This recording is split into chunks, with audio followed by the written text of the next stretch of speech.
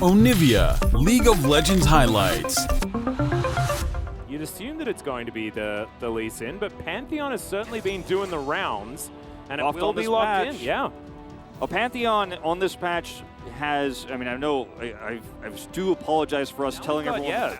4 members rotating up. If Prince can also get a lot here, but Croco's going to go for the engage. Zeus taking the brunt of the damage here as the Sultan Battery comes down. That's first blood going over to the Orbit Deception from the Ahri, as Zeus also is burning down, but Gumayusi, he's made it into the fight. Can he actually pop off? Finds the ult. Dove body slams to get himself away. Real fast towards this fight now as the Orbit Deception does a little bit of damage. It looks like Ona won't be able to get over here. He's slowed down. There's the cast. Dredgeline doesn't quite hit the mark, as now they're going to try and go in onto the Pantheon, who takes so much damage. He's been tanking forever, though. The Vi is going to be traded. Zeus now just walking it out as Prince is on the wrong side of the fight. The Charm picks up Gumayusi, though. The hook is going to land, but the Emperor's Divide is just amazing. Not enough to save Gumayusi, and now Closer is looking to clean this one up. Prince is going to grab it with the Boomerang Blade, and Liiv SANDBOX win another fight. Liiv SANDBOX walking in as Pantheon. Why'd you pick this one, you know? And he absorbs the wild growth so that Guma can't.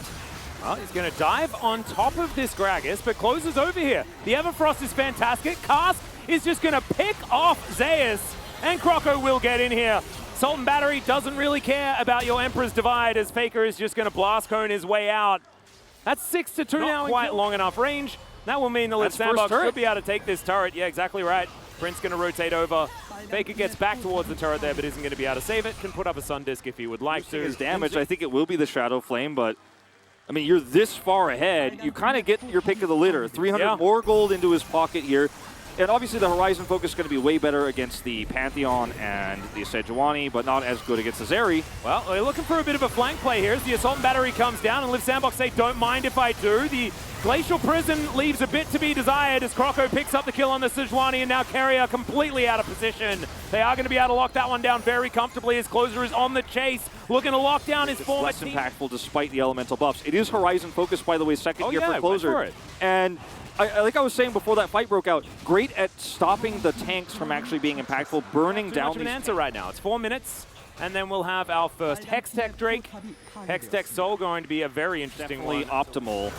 Well, Croco's just going to try and walk past the Sejuani's taking so much damage, though. The depth charge just bought so much space as Closer takes down yet another kill. Ona dies as basically an afterthought as Gumayusi is ulted, but I just don't see an angle that he can actually stand and do damage. They've already taken out the jungler and the frontline tank. Liiv SANDBOX will be able to take Baron. Yeah, it looks like T1 might get a Constellation Bounty turret here in mid as Liiv SANDBOX have full control. I mean, if you try to force this fight, T1, I do not think you're going to like the result. As look at where Guma is. He's trying to find a way, trying to find an angle to get Gromps, or rather Krugs, on the blue side here. He's just so starved for money, it's not safe. Yeah, to be in the mid lane. Now has his IE, but unfortunately Baron's already taken. Yeah, and Prince already has his IE too. And the Sivir right now is doing so much more damage after seeing him have a really rough time earlier on. As Kyle is probably going to die. There's the explosive cast. He doesn't use the stopwatch as this Drake is going to get taken down. That is sole point. But now Croco's going to have to get out of here. Dove, I don't think is going to survive this one as the Grand Skyfall does come through, or the Grand Starfall as it is now called. And that is 2 kills for T1 to answer back.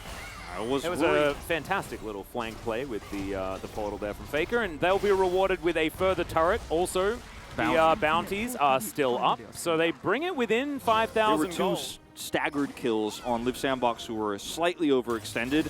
But where's the front-to-back team fight here? We're going to have to see that before we can believe T1 has a chance. Well, Glacial Prison does connect.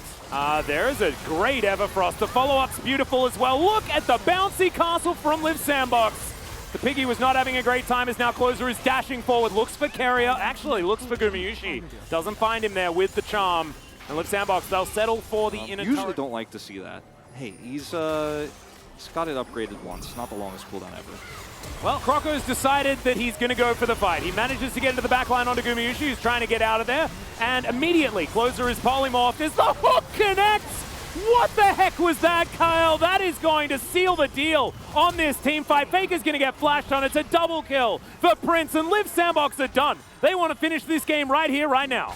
Like we said, this is the most Liiv SANDBOX comp that they have ever been allowed to get. T1 let them draft this. They let them have it, and yeah, there are some really good parts of T1's comp. They are very good at scaling. They have some good skirmishing power, but they never got to show it. They never got to use it. They fell behind to closer early, and it's lights out. Yeah, these Nexus turrets going to be next on the menu as that charm on Zeus is going to spell his end, at least after this stopwatch does go down. Immediately, 2 kills come through. This last Nexus turret will go down, and Liiv SANDBOX, they are 1 game away from taking down T1 like not many other teams have been able to do this year and even this season. First Nexus is going to hit the deck. I think we'll see a pretty big swing in some of those goal difference average parts that we looked at before this.